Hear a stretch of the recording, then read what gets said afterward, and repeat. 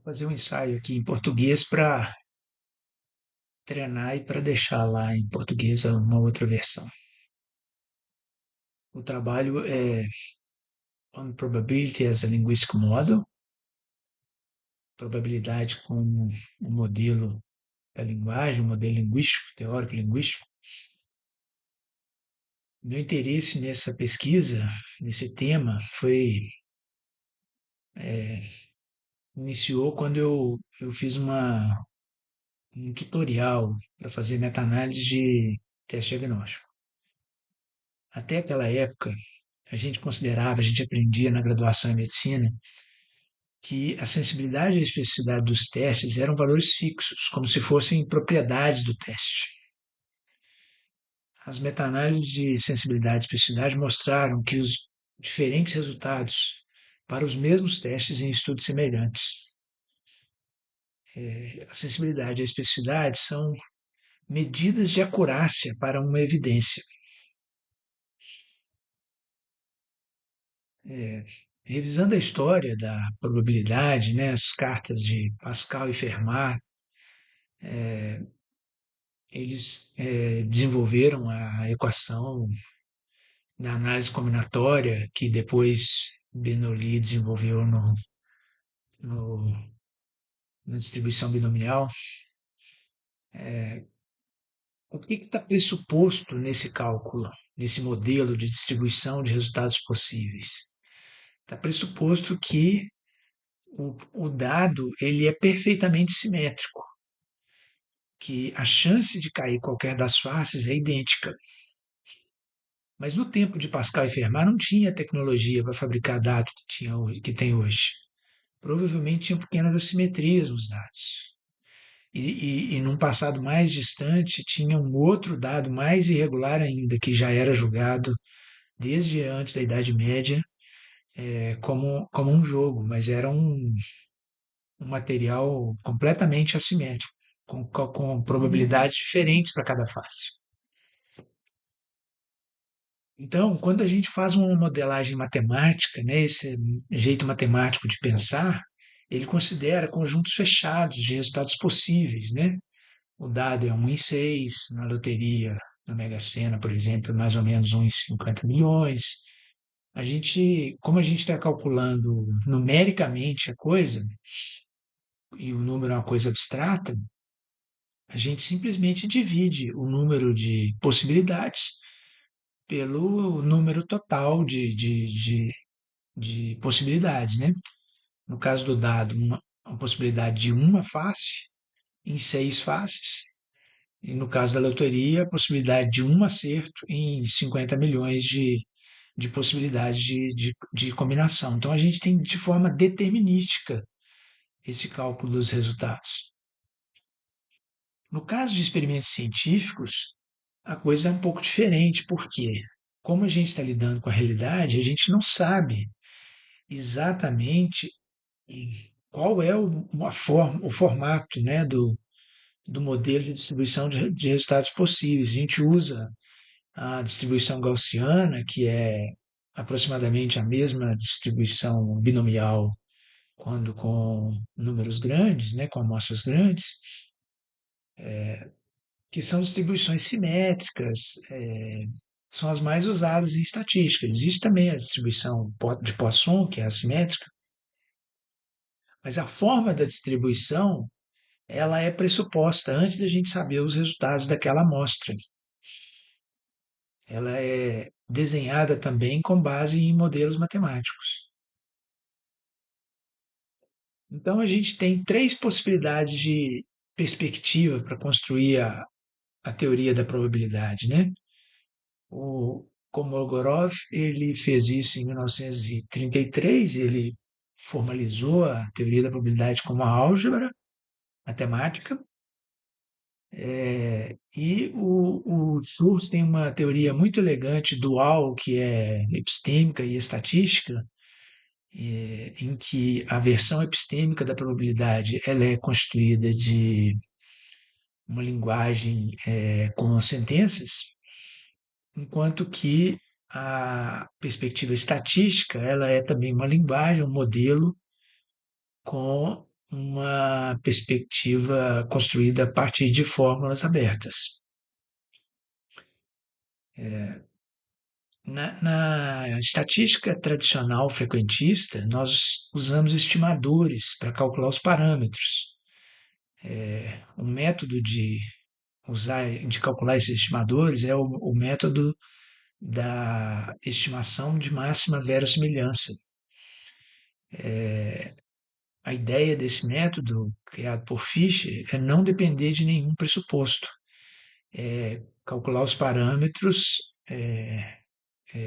ideais para aquela amostra. Só que isso é feito de acordo com o modelo, né, de distribuição e não de acordo com a realidade. No caso da estatística bayesiana, a gente trata os parâmetros como resultados calculados com distribuições de probabilidade que refletem nossos graus de crença, usando distribuições a priori e atualizando os dados.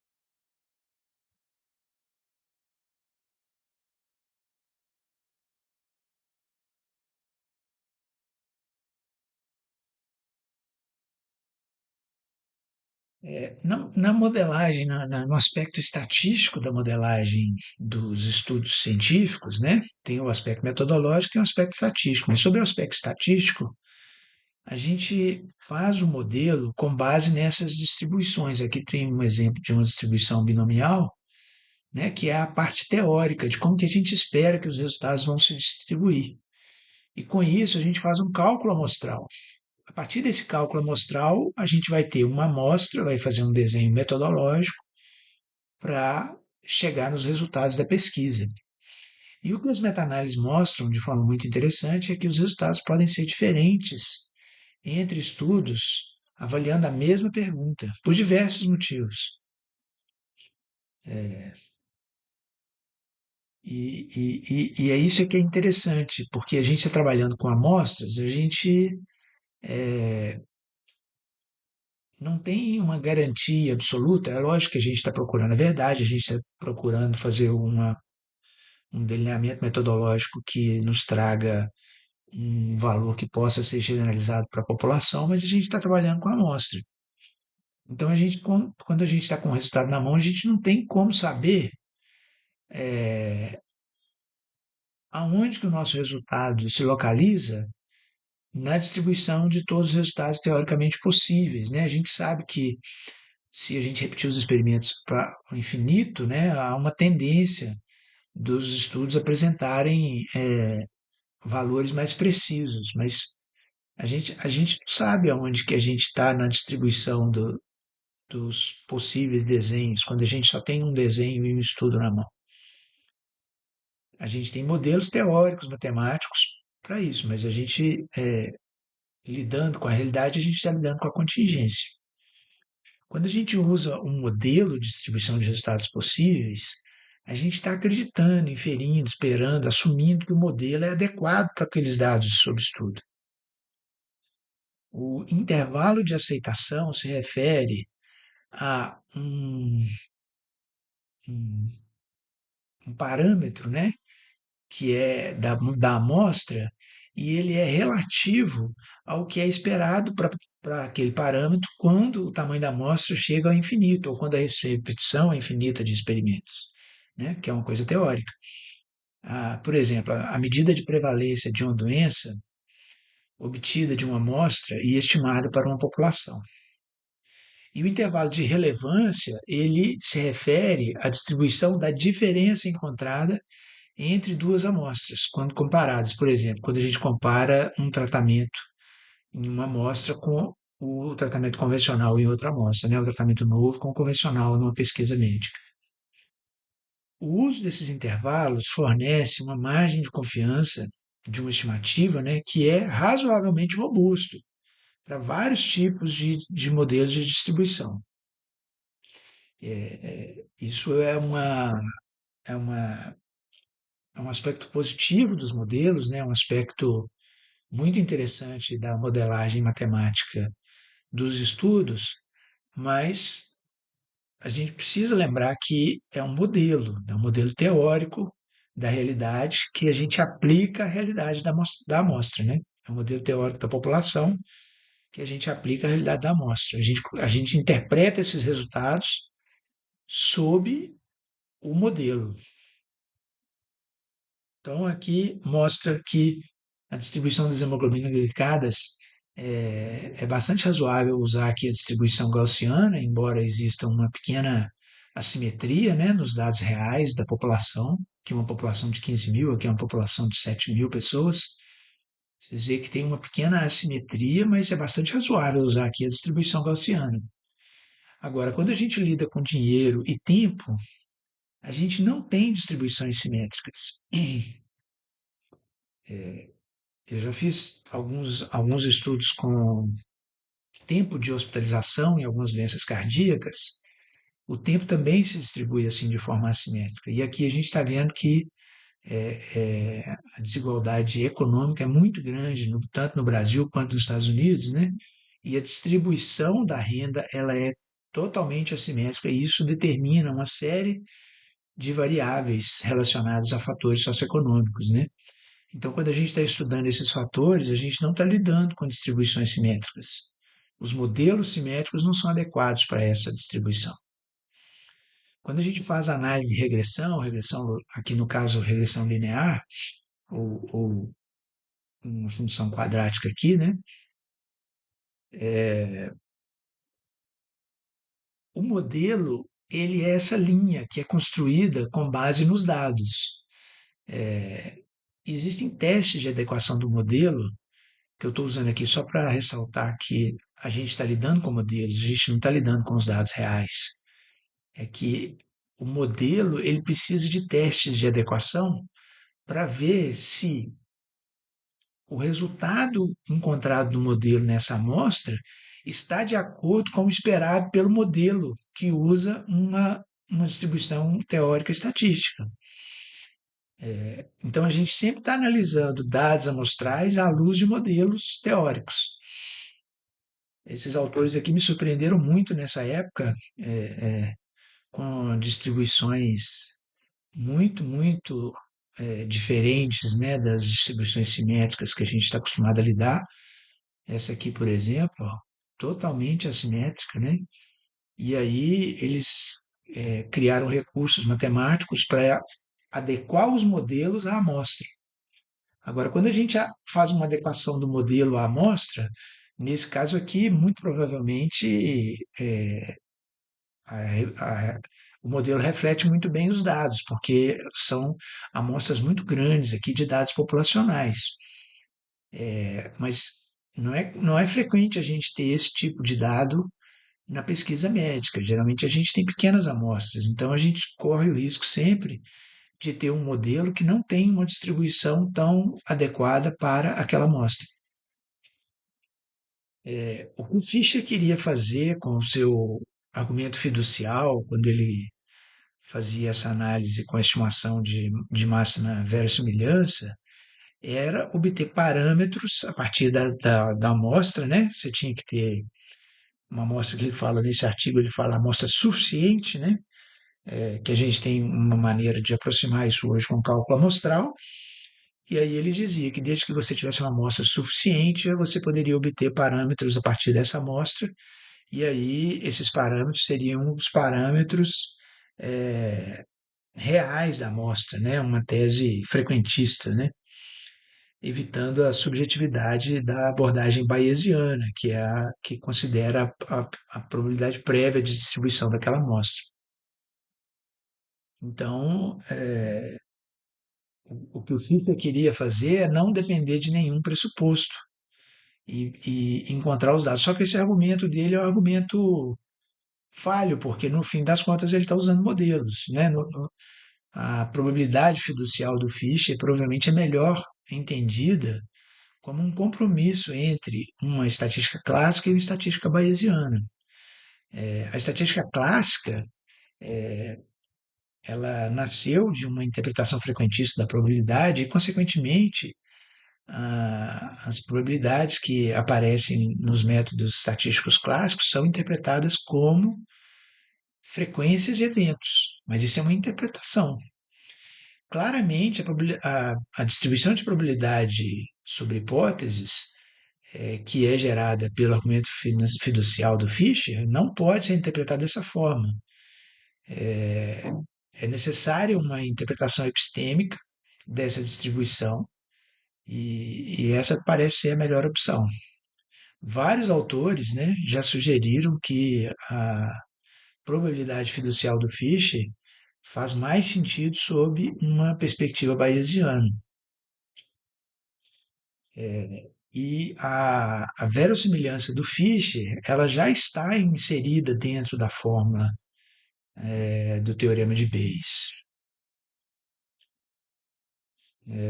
Então, a nossa proposta é, na estatística, né, existem os fischerianos e os bayesianos. Na filosofia, existem os objetivistas e os subjetivistas. Os fischerianos e os objetivistas dizem um esquema, parecendo um esquema T de Tarski, em que a menção, né, à probabilidade é igual à probabilidade, desde que essa probabilidade seja verdadeira, né, seguindo o esquema T de Tarski. Só que eles fazem isso pensando na frequência de eventos de uma amostra, mas eles estão usando um modelo de distribuição baseado no infinito. Então, eles fazem isso usando o modelo teórico.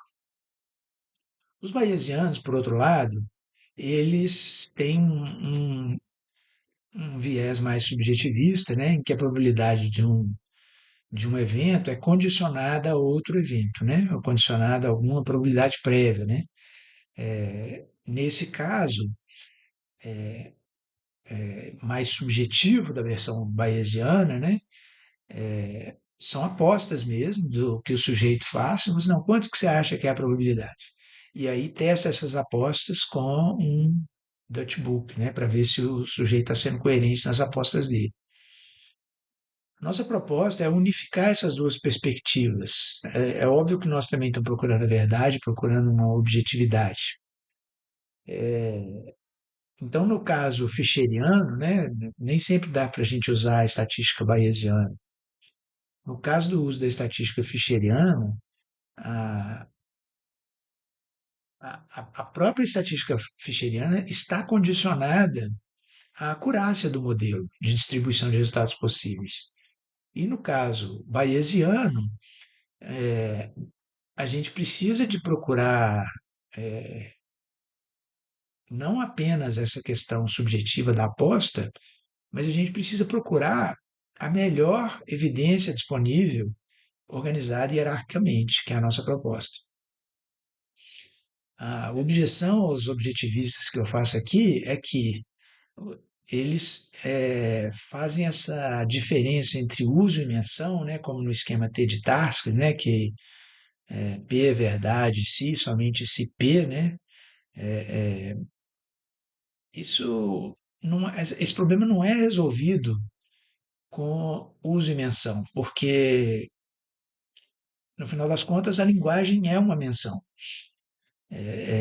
A verificação da verdade que a gente faz, ela tem que ir para o mundo, e tem que ir para a experimentação, que é uma coisa contingente, são amostras, e não populações. Em relação ao problema dos priors na equação bayesiana, né, a nossa proposta é de hierarquizar uma classe de referência mais objetiva possível para estimar as probabilidades prévias, né,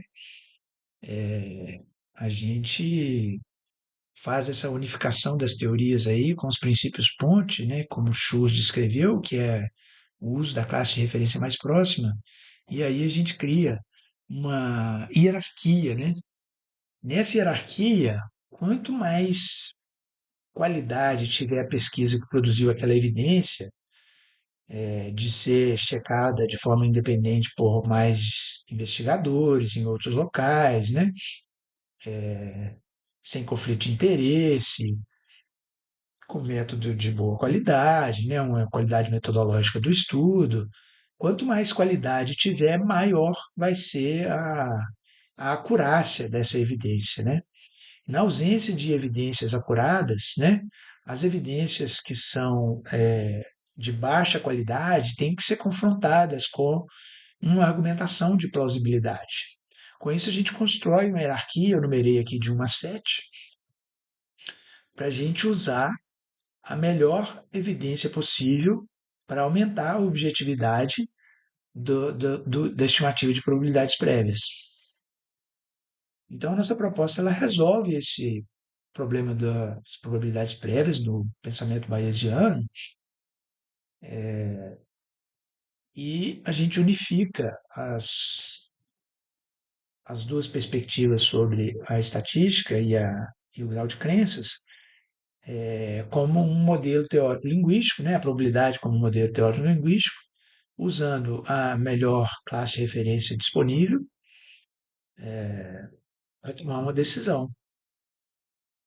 A nossa proposta ela não resolve o problema da evidência antiga, mas esse problema da evidência antiga ele é relacionado ao problema de linguagem, que é atribuir a probabilidade de um à evidência que você já tem, né?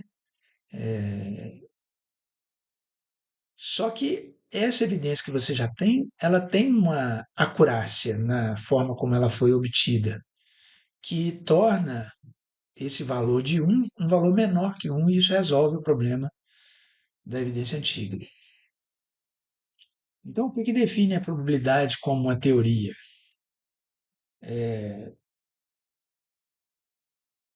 Que ela é baseada em idealizações abstratas, né? Foram construídos ao longo da história da probabilidade modelos, teorias, formalizações, né?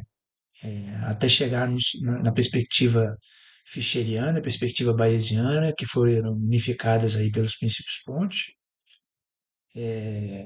E a gente precisa de acreditar que a distribuição teórica dos resultados possíveis, né, quando a amostra tende a infinito, ela é adequada para aquela população que a gente está estudando, né? Então, para a gente construir uma perspectiva objetiva, a gente precisa de acreditar em modelos teóricos que não são exatamente uma medida da realidade. E esses princípios pontes nos permitem, né, gerar graus de crença com base nos dados, né? Quando um médico interpreta uma pesquisa científica, ele acredita que se o paciente tem um perfil clínico semelhante daquela pesquisa, ele tem a probabilidade que aquelas pessoas daquela pesquisa têm, né? Mas o que define a probabilidade não é a gente aplicar a probabilidade no mundo para medir propensões no mundo, ou a, aplicar a probabilidade nas nossas crenças para medir graus de crença. A probabilidade ela é esse modelo teórico, matemático, um conjunto de equações, um conjunto de axiomas, de teorias, que se constitui ela mesma em uma teoria que é um modelo teórico linguístico. Queria convidar vocês para essa corrida no final do ano, em Belo Horizonte, nesse lugar maravilhoso. Obrigado pela atenção.